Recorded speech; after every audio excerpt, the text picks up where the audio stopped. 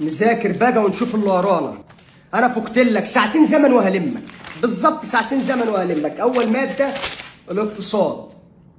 الدكتور ده قال لي هيجيب الامتحان من بين السطور، انا هذاكر لك من بين الكلمات يا دكتور احمد. انت بتعاند فيا؟ ده انا ابو العند. تعالى الدكتور احمد، اول صفحه ماده الاقتصاد، فتح.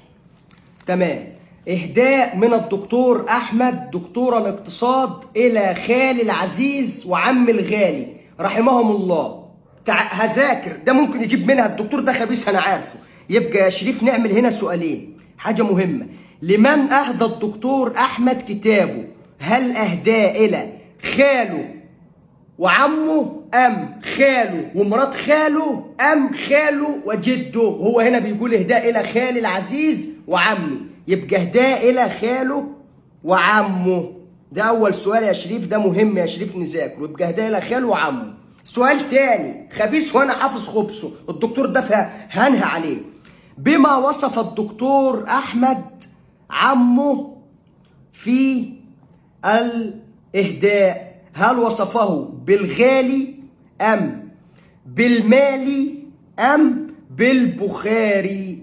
هو هنا بيقول اهداء الى خاله وعم الغالي، يبقى عمه وصفه بالغالي. افتكر يا شريف، عمه غالي. تمام. سؤال ثالث. لماذا اهدى الدكتور احمد دكتور الاقتصاد الكتاب الى عمه وخاله؟ هل لانهم راحوا يحجوا، ام لانهم رايحين يعملوا عمره، ام لانهم رحمهم الله؟ هنا يا شريف يبقى رحمهم الله، يبقى هنا هم ادى لخالهم عشان هم ماتوا، فهو ادالهم الكتاب اهداء. يبقى تمام.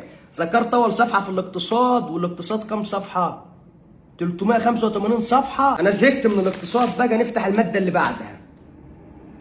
الماده اللي بعدها محاسبه بنوك باللغه الانجليزيه، اكوا بنك، اكوا لانج، بانكينجس، البانكينج، اكوانينج. اي البان يا شريف، افتكر يا شريف، البان جمع لبن، يبقى الماده دي اسمها ايه؟ البان جمع لبن يا شريف، وكينج اللي هو شخص كينج، يدونا البانكينج اكوا بنك، البانكينج اكوانينج. الماده دي صعبه، انا هذاكرها بكره. الماده دي كام صفحه؟ يا دي الليله السوداء، ده خدنا وده كله امتى؟ 200 زائد 289 صفحه يساوي 650 صفحه في مادتين بس. بكره هلم كل حاجه باذن الله. النهارده انا هذاكر حاجات بسيطه بس. يبقى تاني ماده قفل ومسح، قفل ومسح، عشان الماده دي مش عارف اذاكرها.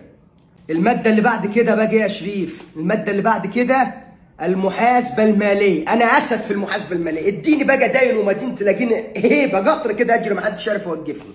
يبقى المحاسبه الماليه. سؤال.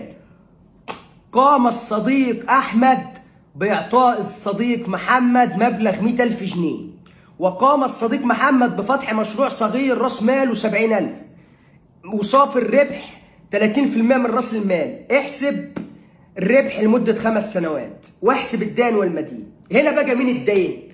الصديق احمد ادى الصديق محمد، يبقى مين بقى اللي ادى مين؟ يبقى هنا المدين الصديق احمد، عشان هو اللي ادى الصديق محمد. لا، الصديق محمد هو اللي خد من الصديق احمد، يبقى الصديق احمد هو اللي اداه، يبقى ده هما الاثنين مديونين ولا ايه؟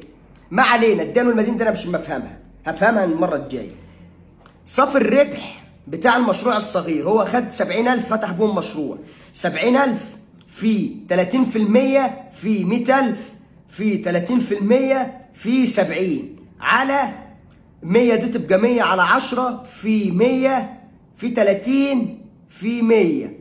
هنا 30 دي يبقى 100 أس 30 هتساوي 30، ده كله في 100 في 30 هتساوي، يبقى صافي الربح هيطلع 8 مليار جنيه. 8 مليار جنيه شهريا.